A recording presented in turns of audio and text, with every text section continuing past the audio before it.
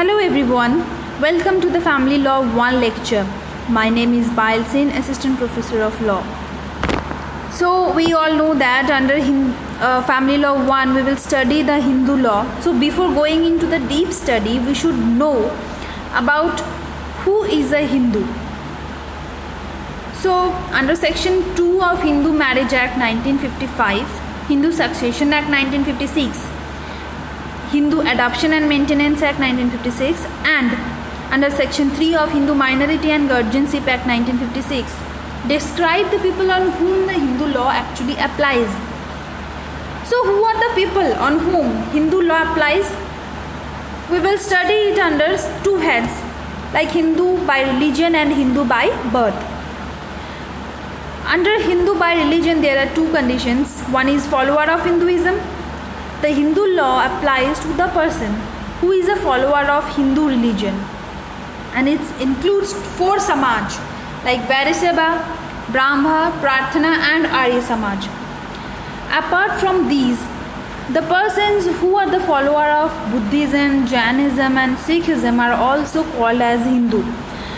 We can say that in addition, I am telling you that this definition or this condition necessarily excludes those persons who are the follower of Islam, Christianity, Zoroastrianism and Judaism.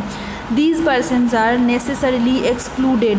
They will not be considered as Hindu at any cost, but by conversion it will be possible. And next one is converter to Hinduism. This law applies to all those persons who convert themselves to Hindu religion. Regarding the conversion, the Apex Court, that is the Supreme Court, put down necessary conditions for it. In the case of Perumal Nadar by LRS versus Ponuswamy, under this case or judgment, the three guidelines or three conditions are given for the converter to Hinduism. That is, if he voluntarily puts his intention to live as a Hindu, that is, her or his intention should be clear and specified and the consent should be free. Second condition is he starts living as a Hindu, and third is Hindu community accepts him as a part of its own. And another case of G.M. Arumugam versus S. Rajagopal, it is given that it is held that Hindu law is applicable on those people also who are Hindu once and converted into another religion and then reconverted himself into the Hindu religion. And under second head, that is after the Hindu by religion, we will study Hindu by birth.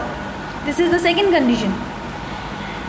If both the parents are Hindu, that is father and mother, both the parents are Hindu, then the child will be called as a Hindu, but the necessary condition is the child should be brought up as a Hindu, and Hindu includes Buddhism, Jainism, Sikhs also. And I should tell you that the child may be legitimate or illegitimate. For both condition it is applicable. Second head is if either of the parents is Hindu. In the case of Maina Boi versus Uttaram, it was held that if either of the parents, that is either the father or mother, is Hindu, the child is brought up as Hindu, then he would be considered as Hindu. And another guideline which is given by Delhi High Court, that the child brought up as Hindu must be a Hindu, and this guideline is given under the case of Maneka Gandhi versus Indira Gandhi and another. So these are the two heads under which we studied that who are Hindu. So another thing I should tell you that under Section 2 of Hindu Marriage Act provides that nothing contained in this act means in these 5 acts under which we will study Hindu law, shall apply to the members of any scheduled tribes, even if they are Hindus unless the central government by notification in the official gazette otherwise directs, as Article 366(25) of Indian Constitution allows it.